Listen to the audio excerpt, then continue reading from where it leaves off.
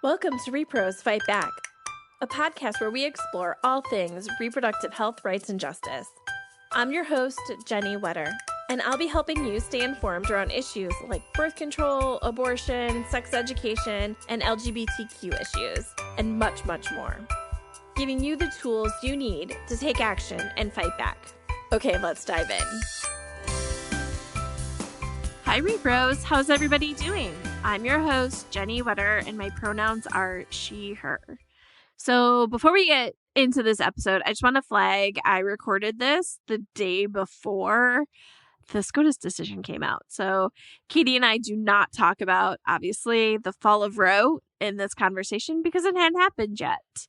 We talk around it, so don't think it's irrelevant now. We talk a lot about it. Just it hadn't actually been announced. So there's, we don't discuss the decision itself. It has been a long stretch, right? I'm still really sad and really angry. I'm still working through all of my feelings. I took the weekend to try and revive and recover and feel all the feelings, right? It's a lot, y'all. And just know, again, that this is a marathon and not a sprint. It's really now more important than ever that we are taking care of ourselves and each other. Check in on your friends in the movement. It's exhausting. And so it's okay to take a step back and check out for a little while. It's okay. You can't do it all the time. We can't. We are not made that way. We need to take a step back and recharge and step back in when you can. And I think that's what we're going to be needing to do a lot of right now. I think I'm going to keep my intro pretty short. Katey and I had kind of a long conversation, so I might just stop there and just say, take care of each other and take care of yourself. And with that, let's turn to my interview with Katey Zeh. Y'all, I am so excited for this conversation. Katey is she's a friend. She's amazing, y'all. She's just utterly amazing. I am always a bit in awe of her. She just has this amazing way of talking about these issues with so much heart and love, and every time I just sit back and listen in awe because she's just pretty freaking amazing. So Reverend Katey Zeh is the executive director of the Religious Coalition for Reproductive Choice. She's also a pastor. She has also written 2 books. And she hosts her own podcast. When I say this woman is talented, she is really freaking talented. Look at all this stuff she has done. She is amazing. I am just so grateful she took time to talk to me, to talk to us all, and I hope you enjoy the conversation. Hi, Katey. Thank you so much for being here. Hi, Jenny. It's so good to be back. I'm excited. I'm excited to talk to you too. I guess before we get started, do you want to take a quick second and introduce yourself? Absolutely. I'm Reverend Katey Zeh. I'm the CEO of the Religious Coalition for Reproductive Choice, or RCRC, and I just published my 2nd book, A Complicated Choice, Making Space for Grief and Healing in the Pro-Choice Movement. I am so excited to talk to you about a number of things, one of them being your book. But I kind of thought, in this moment, first of all, I think we need to flag.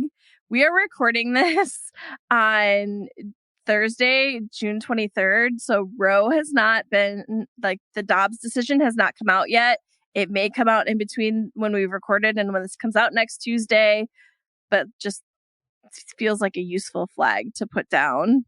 But one of the things I have seen you speak really eloquently about is burnout. There's a lot going on right now, and we're all feeling it. And I thought I would just give you some space to talk about it because I think it's so important that we address it, because if we don't address it, it's just going to keep getting worse. Such an important conversation. And I'm certain this will resonate with a lot of listeners who work in this space, or really just being a human being right now is difficult. I can speak a little bit about my own journey, which was the day that SB8 in Texas happened. I recognized within myself that I did not have an emotional reaction to it. I just felt completely numbed out. And it really took me by surprise because I'd never experienced that kind of a reaction to something so huge and horrifying. And I thought, well, that's weird. Let me just sit with that. And I would try to write about it or talk about it. And it was almost like I didn't have anything to say, which as a writer is really difficult because normally words are my go-to for processing things. And I didn't have anything left. And I was in therapy one day. I have an amazing therapist. And I was articulating to her how I was feeling about it. And she said, Katey, you have burnout big time, and you need to take time off. And I don't mean a couple of days. You need to take significant time off. This was October of last year, or maybe September. Yeah, this was September of last year because that's when SB8 came down. And my first reaction, of course, was I can't do that. I can't take time off right now. There's so much going on. We've got everything going on, all the excuses that we can come up with for not doing it. But the more I sat with it and the more I talked about it with my team, I realized I really did need to do that for my own sake. And so I took 3 weeks off in October, and that was probably just enough time for me to realize how burned out I was.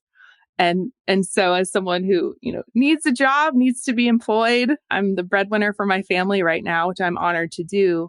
I've had to figure out ways to cultivate more of a sustainable approach to this work. And you've been doing this work for a long time, Jenny, as have I. I've been engaged in the repro movement since my early 20s. I just turned 39, so it's over 15 years now. It's a long time to be in this work, especially when it's so difficult. And so just remembering for me that I am one person. I do have a unique role to play. I know that I'm supposed to be in this work. I very much feel it's my calling, and it's not just on me, and the work is going to continue after my lifetime. I'm very confident of that.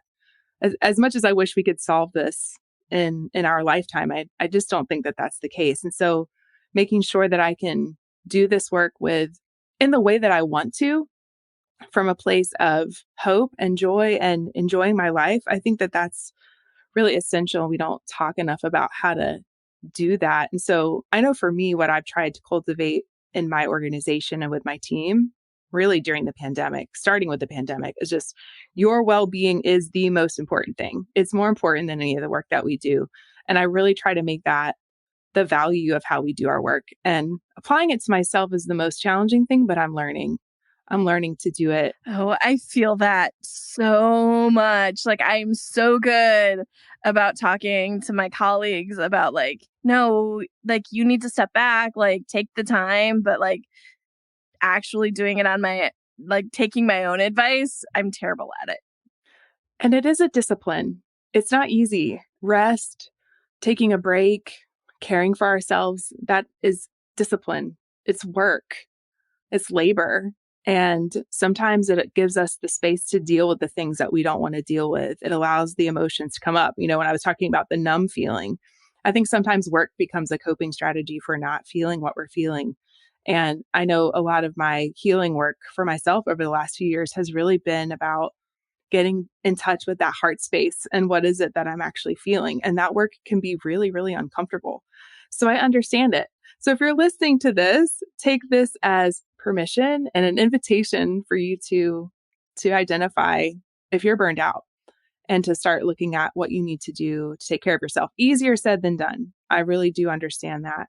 But you've got a community of people who are cheering you on and taking care of yourself. Yeah, I recognize that numb space. It feels like when those big decisions or things have come down, there may be a small time of the anger or the sadness, and then it's just shove it into the box. We have to move on and do the thing. And that is not useful because at some point, and I'm sure it may be past that, that box can't hold all of the things that are getting shoved into it and you need to deal with and address and taking the space to do it. Yeah, because sometimes what we end up doing is really taking it out on each other. And that's not to say that there aren't real issues of injustice within our movement. I'm sure you've talked about that with lots of guests and just with your colleagues. And at the same time, I think you're right that what we are experiencing is a form of trauma. It really is. And many of us come into this work traumatized. I know that I did. That is in Yeah. part my motivation for why I do it. And so not dealing with that. And again, it's a lot of work, but when we don't, I think it does come out in these moments when we just can't take it anymore. And we end up doing more harm to ourselves and to each other in this community. So I think this feels like a good chance to shift to your book, because I think you talk about some of that in the book, but Mm-hmm. it was so good, y'all. Like, please, please check out Katey's book, A Complicated Choice. Do you want to tell us a little bit about it? Sure. I like to tell people that it's not the book that I proposed to write. I was going to write something a lot more expansive about reproductive loss, in which I wanted abortion to be part of it. But when I put my proposal together, my publisher came back and said, we really want you to focus on the complicated feelings that people have around their abortion experiences. And it's definitely the book I was supposed to write. It was the book I was afraid to write because writing about abortion is like putting a target on your back, which I already have from the work that I do, but it just felt like, I don't know, an even larger target, The like maybe. next level. Yeah. Next level, next level. And at the same time, it felt like a book that needed to be written because, at least in the books that I've read and the conversations that I've had within this space, there just aren't a lot of conversations about the fact that people can make abortion decisions and have a lot of nuanced and complicated feelings about it.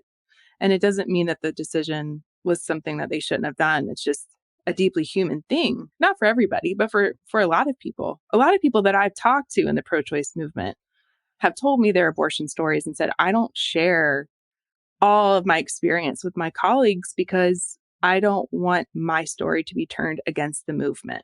I don't want to share that I grieved or wish that I could have made a different decision if my circumstances had been different.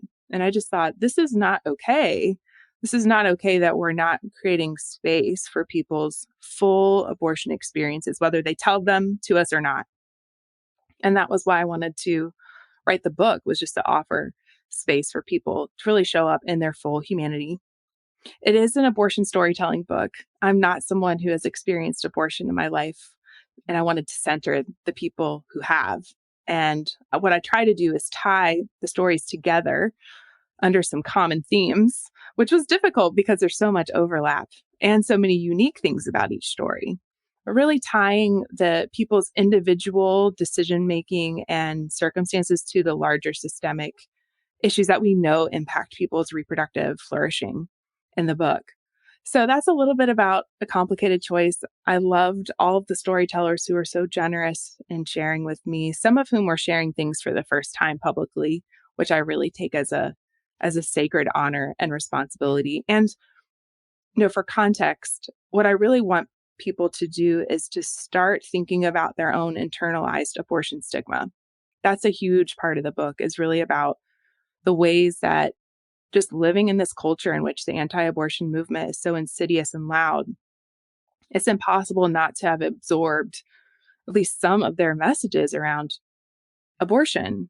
And so my hope is that by listening to people's stories, that we can start identifying the parts within us that maybe have some discomfort or unease or questions about abortion, and start to dismantle that stigma so that we can show up for people in a more compassionate way.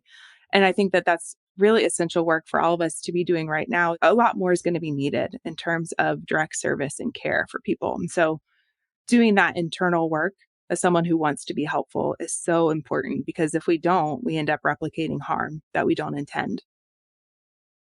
This book could have been done really poorly, right? There are so many ways talking about this could have gone wrong, and I couldn't think of a better person to come at this with such compassion and love for the stories that it just like bleeds through in the book. Like, I just couldn't imagine somebody else writing this book in such a way. Like, I think you just did an amazing job telling the stories and making the points you were trying to make. So thank you for that. I think you're right. They were stories that needed to be told. And I think you did an amazing job telling them.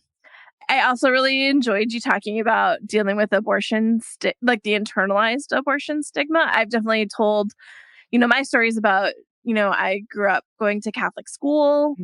I definitely got a lot of that, obviously, through that time. And so, dealing with all of those things that you hear and just take on, even if you don't necessarily believe them, but like it just, you're steeping in it, right? Like it's just everywhere. And I thought that was a really good chance to reflect on things that I have been doing and maybe not framing it that way in my head, right? Like just working through learning more about abortion and abortion stories and where I feel uncomfortable with things and then dealing with it because like that's me. That's not about abortion, right? That's not about people who need the care. That's like things that I have taken on that are unhelpful and like starting to work through them. Yes. Very beautifully put. And you were making me so teary a minute ago. So thank you for giving me a minute to, no, it's very sweet. And that means a lot. I really do feel like I was entrusted with this very precious thing. So I'm thankful that it landed that way on you and for the storytellers themselves to tell me how seen and honored they felt. That is the most important thing. So thank you. It was an honor to do it. And one of the first people I spoke with when I started to write the book was Renee Bracy Sherman from We Testify. And she really helped me in that framing around abortion stigma. And of course, We Testify and Youth Testify storytellers are throughout the book. Very compelling storytellers who are wonderfully supported in community. It's a beautiful model that they have. And like you, I didn't grow up in Catholic school, going to Catholic school, but I did grow up in a conservative evangelical community. And I talked about that the last time I was on the show. And even though I don't actually ever remember myself being opposed to abortion personally, those were not the values that were taught to me in my household. I definitely had the abortion stigma for sure. And I talk about in the book, the moment I really realized that was when I walked into an abortion clinic for the first time to volunteer and was perceived to be a patient. And that really bothered me because, well, one, it's just not fun to be yelled at and harassed for one. But also, I didn't really want to be perceived as someone there to have an abortion. And I had to figure out why that bothered me so much. And it was because I had judgments about people who have abortions. And I thought that wasn't me. I saw people having abortions as separate from me. And honestly, I've never said it this way, but that's kind of the definition of sin that makes sense to me is like the idea that we're separate from each other because we all are interconnected. We are in community with each other and what impacts one person impacts all of us. And so again, I've never said it that way on any other show, but it like that really did feel like the thing that I needed to really work on within myself. And I liken it to internalized racism and sexism and all those things. It's a product of living in this culture. It doesn't mean it's our individual fault that we have these things, but it is our responsibility to address them. And when we do that work, we free ourselves for one. And then we also make ourselves available to center the people who are most impacted. Yeah, similar to you, like I think I had my first encounter with like thinking through abortion. It was kind of put on me versus like I had thought it through yet. And I've told the story lots of times, but with a girl I went to school with asking me to go with her to go to Madison to save babies. And like, I hadn't really thought of abortion yet because like, I don't know, we were in like 4th or 5th grade. Like we were pretty young. And like, so I hadn't like thought through anything or even really knew completely all the things. So when I went home to talk about it, like that's when it was like, okay, we need to sit down and have a conversation. And like, so I was very lucky to be in a house where we had a deeper conversation to deal with like, okay, you need to think about this much bigger. And like, here's all the things you need to consider when you're thinking about this idea. And then they gave me the space to make my own decision on if I still wanted to go save babies or not. Right. And like that, I also found like, what? Like you're giving me the autonomy to make that decision.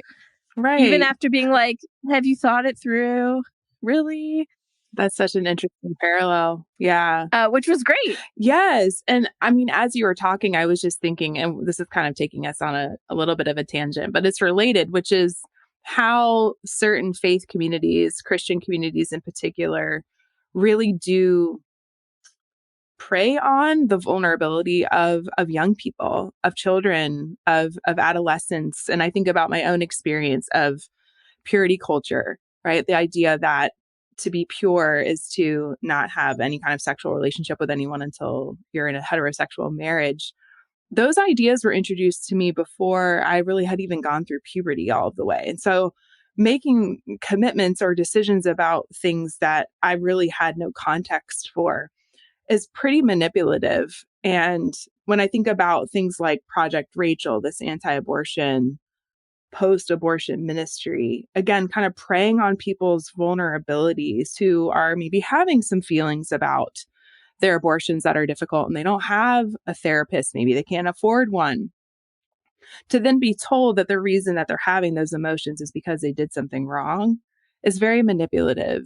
And when we talk about reproductive coercion, I think there's also spiritual coercion that happens in not respecting people's autonomy.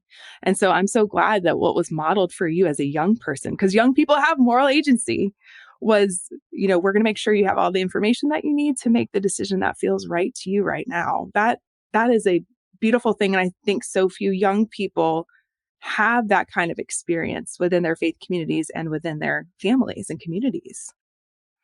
Yeah, I didn't realize how rare that was until I went to college and met some people who were from other more conservative faith traditions who were really taught not this is the authority and this is you don't question things, this is how it is. Mm-hmm. And so after being around some people like that, it really gave me this much deeper appreciation of that conversation and setting me up to think through all the things and question it and make my own decisions, because there were so many people who weren't raised that way and just this is what it is and this is how we think and we're not going to question it. And it was just very different from the way I was raised. So many parallels there of just not making space for nuance and complexity and just using control of, if you want to belong here, then you need to subscribe to these values and ways of doing things. And that's definitely the kind of faith community I was raised in. So I really enjoyed that you talked about stigma, because when I did a couple episodes where I had storytellers come on and tell their stories, and the through line that came through, and I want to say all the stories, but maybe not all, but for sure most, was stigma. And it was externalized, stigma they didn't feel for themselves, but they felt, whether it was protesters or community or just the level of stigma around abortion. And I think your book does a really good job of giving the fuller story of people's realities, even when there are complicated feelings around it, that really, I think, do a really good job of breaking through some of that stigma. As you were talking about your experience of storytellers, that was definitely a through line in the conversations that I had. I don't know that they named it as stigma specifically, but a sense of isolation is definitely what people felt, which those are related to each other, because when things are stigmatized, they're silenced and people feel isolated in those experiences. I think part of it too, even people who were supportive of their partners or their family members going through abortion experiences didn't necessarily have a framework or language, just didn't know how to accompany them supportively. And I talk about this in the book too, that there's lots of different kinds of grief that people go through or losses that people go through. And as a culture, especially a white culture in particular, we don't do a very good job of holding space for people's grief or emotions in general. I was just talking about this I think it was with my husband yesterday, who's a therapist, and how so often when people articulate feelings that they're having that are negative, we often will say things that are about our own discomfort with their difficult feelings because we take ownership of other people's feelings and we don't want to feel that way. And instead, what we really ought to be doing is just creating space for people to go through those emotions and trusting them that they can handle their own emotional experiences. And we're just there to create space for them to express and to feel them and maybe offer support. But I think that there's something to that of just, even for the people who want to be there for others through this, there's a certain amount of training required, I think, because we just are not adept at these conversations. We don't talk much about abortion in general. Obviously, you and I talk about abortion a lot more than the average person. And it's kind of like talking about whiteness for the first time as a white person. It's like, this is really, I don't know how to do this. I don't want to mess it up. Well, you're going to. It takes some practice.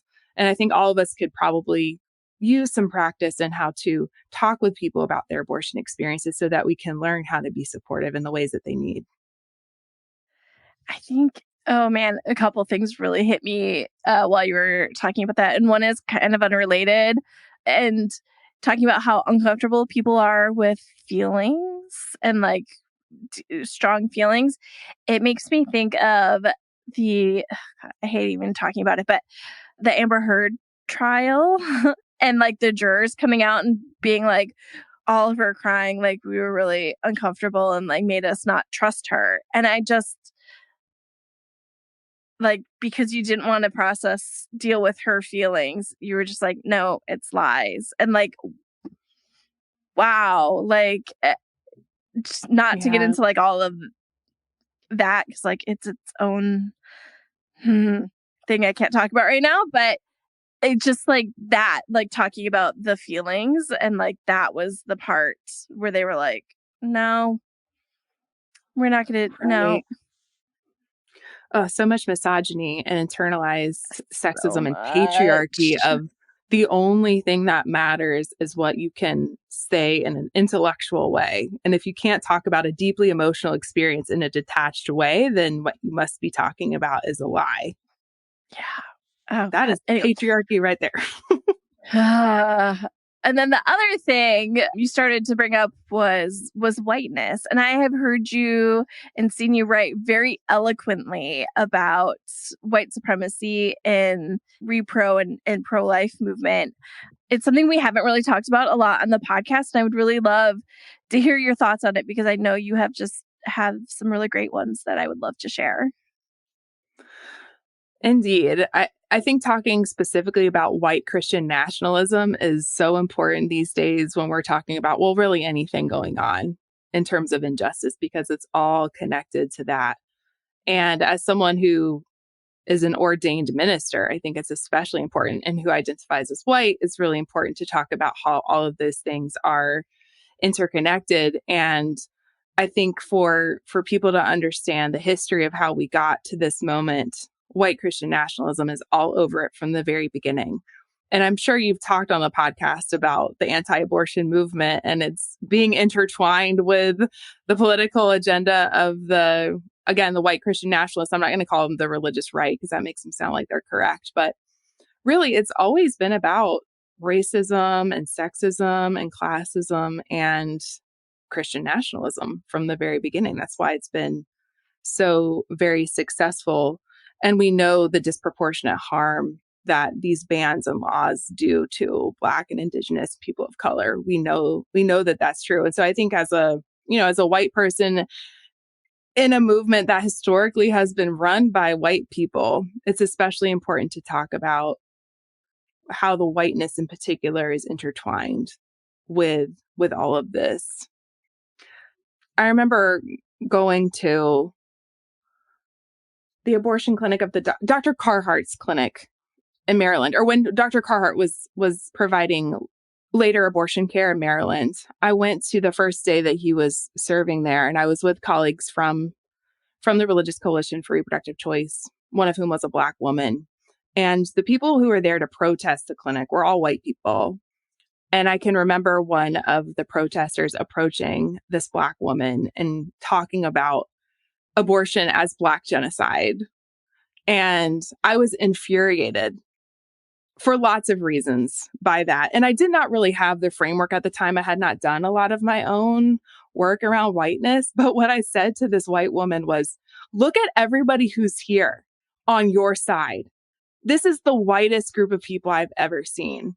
There was not a single Black person there. And I'm not to say that there aren't Black folks who are involved in the anti-abortion movement, because there are. But I think the arguments that are made by the anti-abortion movement around race in particular are so offensive, because they do not recognize the history of reproductive coercion and oppression in this country, of Black women in particular. And I'm sure you've talked about this book, but Killing the Black Body for me by Dorothy Roberts was such an essential read for me, because I had never linked all of these different instances and ways that we as a country have controlled and oppressed specifically the reproduction of Black folks.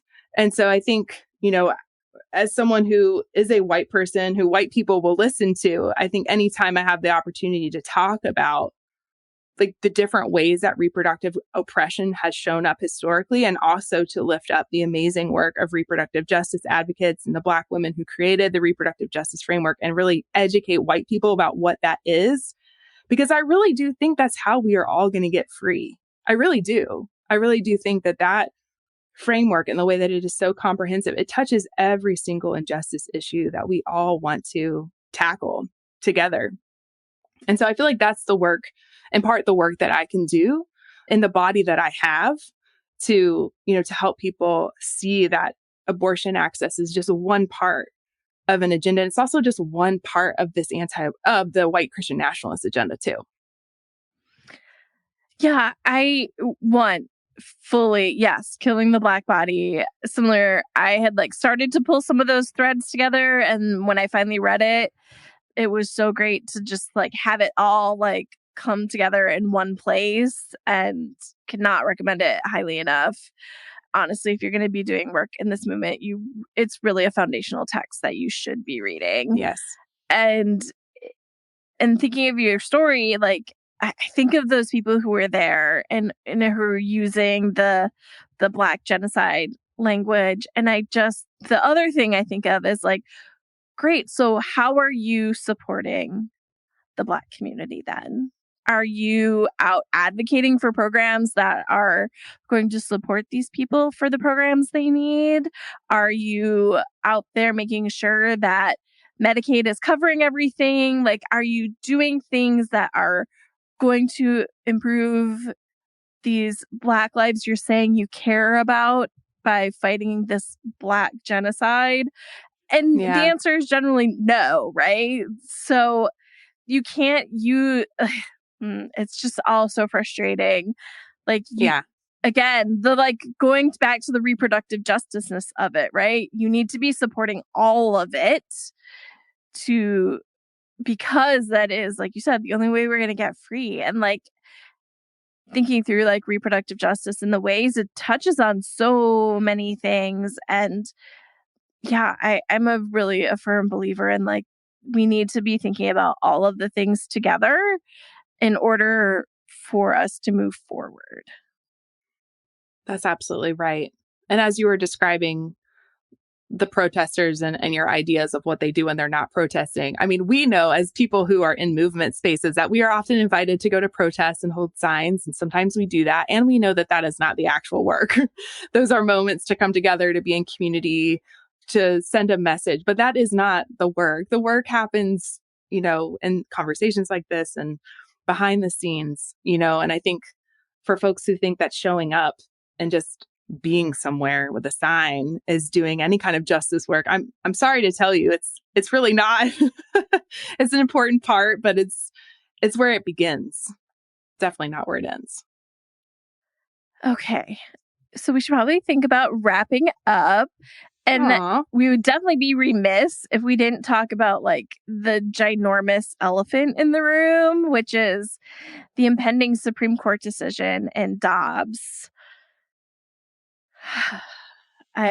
So again, we're recording this. The decision has not come down yet. It may change and when it's released. So with that caveat, Where are you at right now? I know I'm stressed, but also glad we don't have a decision yet because it means people are still able to access care. Where's your head at with all of this stuff?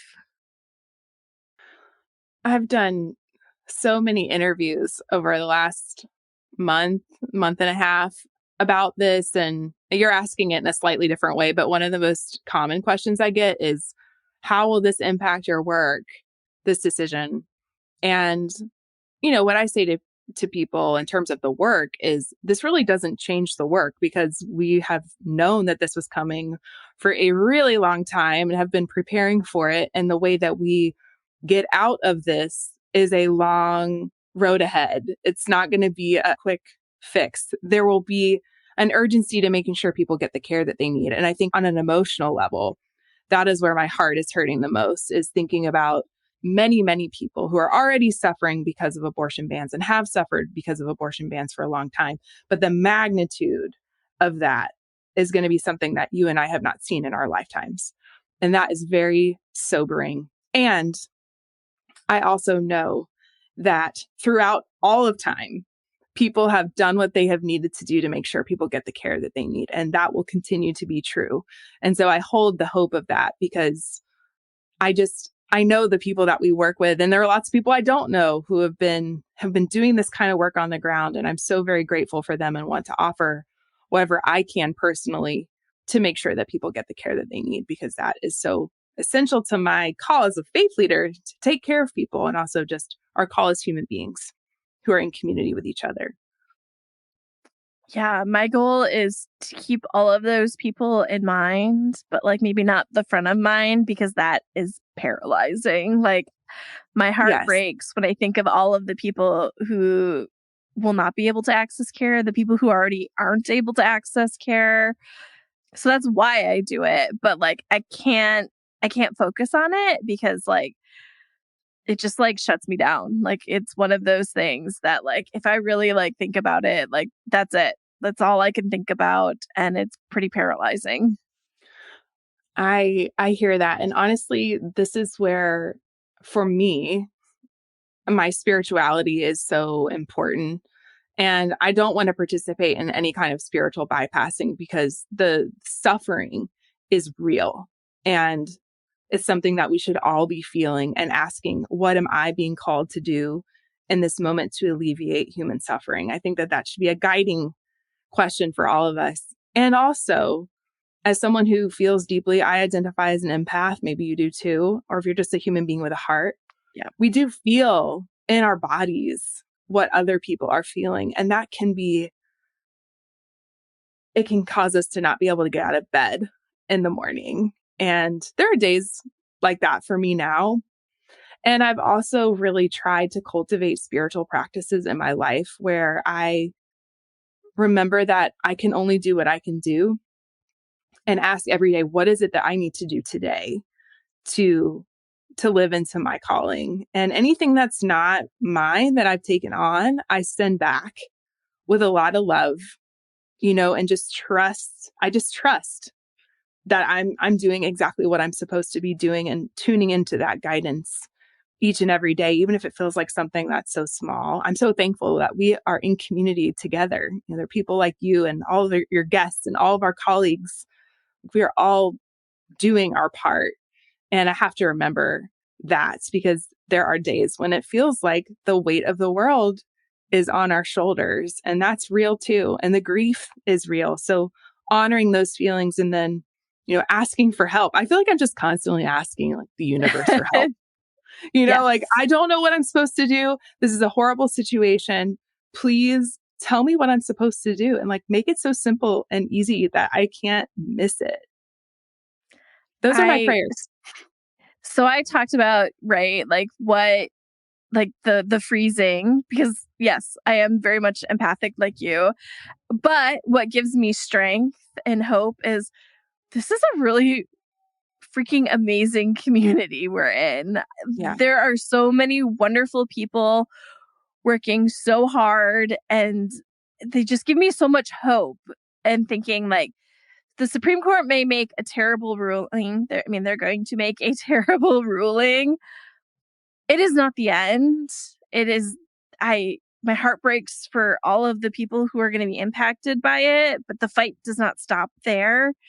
We will keep going. And there are so many amazing people that we are lucky enough to work with every day. And, so often, if not every day, most days, I am reminded of how amazing our community is. And that gives me the strength and the hope to keep going forward and keep fighting for all of the people. I agree. And one of the things that I've appreciated about this time, which has been so very difficult, has been the receptivity to the message that I'm bringing and my colleagues are bringing, especially around faith and abortion justice in particular. There are people who have not heard this before, who are hearing it for the first time, that people of faith have always been engaged in the struggle for reproductive freedom in real ways. And just being able to share that message on this podcast and with other audiences, that gives me hope too, because we are going to have more people who are paying attention, who understand finally what we've been saying for so long, and they're going to want to join us. So if you're listening for the first time to this podcast or new to the movement, we're so glad to have you. We need you. And thank you. Thank you for joining, because we're really going to need everybody. Oh my goodness, what a perfect segue to our last thing, which is always, so what can these people do? We are grateful to have them with us. What actions can our audience take? Well, for one, support your local abortion fund is always the thing that I tell people to do. I'm sure that's an action item on most podcast episodes, because that's one of the best ways to support your local community and the people who've been doing this work for a long time. If you are someone who's interested in this intersection around faith and repro, I would love for you to visit the Religious Coalition for Reproductive Choice, rcrc.org. And I'll name just quickly two things. One is, if you are an abortion seeker or you know someone who is going through an abortion experience or processing one, we have a site called Abortions Welcome. That's a spiritual companion site. abortionswelcome.org, which we developed with Faith and Women in Mississippi. It's a pro-choice spiritual companion, and it also has accurate information if you are someone who's seeking abortion care. So I'd love for you to visit that or share that. And also, our Religion and Repro Learning Center is a wonderful place to get started if you're wondering, how the heck did we get here? How did this narrative around faith and abortion become what it is? We've got webinars, self-paced courses, and a resource library there that'll help you get oriented and also get equipped to do the kind of direct service that we were talking about earlier. So those are my action items. And of course, I would love for you to buy a copy of A Complicated Choice, which you can find anywhere. Please support your local bookstore or shop through bookshop.org to support local independent bookstores. Yes. And I cannot recommend Katey's book enough. Like I said, it is really beautiful. And I couldn't think of a better person to have written this book. Katey, as always, it was a joy talking to you. Thank you so much for being here. Also, I don't think Katey mentioned it, but she also has her own podcast. I do. So you should definitely check out Kindreds. I always enjoy listening to that podcast as well. Thank you, Jenny, for that plug. And with that, thank you, Katey. Thank you, Jenny. I so appreciate you. Okay, y'all, I hope you enjoyed my conversation with Katey. I had a great time talking to her. She's just really, truly a wonderful person. With that, let's see. If you have any questions or a topic you would like us to cover, always feel free to reach out. I'm at jenny@reprosfightback.com. And that's Jenny with an IE. Or you can reach out to us via social media at Repros Fight Back on Facebook and Twitter, or Repros FB on Instagram. And unless something else major happens, I should see y'all in 2 weeks. For more information, including show notes from this episode and previous episodes, please visit us at our website at reprosfightback.com. You can also find us on Facebook and Twitter at Repros Fight Back and on Instagram at ReprosFB. If you like our show, please help others find it by sharing it with your friends, and please rate and review us on Apple Podcasts. Thanks for listening.